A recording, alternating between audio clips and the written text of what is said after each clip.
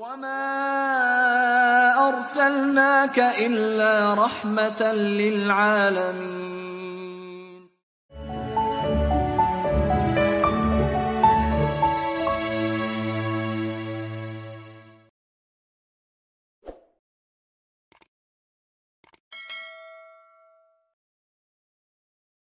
Jadi surat Al-Muzammil, surat 73 itu datang setelah surat Al-Qalam. Dia terdiri dari 20 ayat.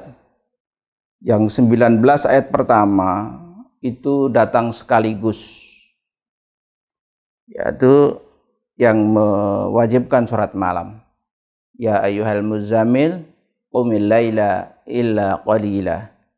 Wahai orang yang berselimut, bangkitlah untuk sholat kecuali sedikit. Jadi dilanjutkan tentang berapa banyak kita boleh tidur di waktu malam. Itu hanya kira-kira separuh. Kalau kita anggap waktu malam itu jam 8 sampai jam 4, kira-kira 8 jam, maka tidur hanya 4 jam. Oke, atau sedikit lebih, katakanlah 5 jam. Selebihnya adalah untuk sholat malam, 3 jam. Berapa lamakah sholat malam kita? Kita bisa lihat sendiri. Yang kedua, dilanjutkan waratilil Qur'ana tartila, dan bacalah Quran dengan tartil. Para mufasir sepakat bahwa tartila di situ bermakna tafhima, dengan faham. Jadi membaca Quran tartil itu maksudnya membaca pelan-pelan sampai faham, sambil memahami maksudnya, sambil merenungkan maknanya. Bukan tartil berarti panjang pendek, bukan. Jadi waktu malam digunakan untuk sholat dan membaca Al-Quran. Ini diwajibkan. Sampai setahun kemudian baru diturunkan ayat ke-20 yang menasahkan. Kenapa dinasahkan? Karena waktu itu para sahabat itu tidak tahu bagaimana batasnya sholat malam. Sehingga banyak yang sakit. Kakinya bengkak. Terlalu lama berdiri. Maka kemudian datang ayat yang ke-20.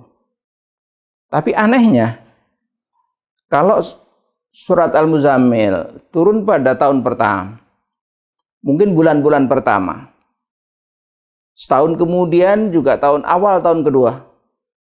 Pada waktu itu ayat di 20 sudah mengatakan bahwa kamu akan berperang. Kamu akan berperang. Artinya Allah sudah mengingatkan pertentangan melawan Islam itu nanti sampai tahap peperangan. Karena itu sunnah saja. Jaga badanmu untuk mempersiapkan keadaan. Kalau keadaan tidak memungkinkan, jangan paksakan.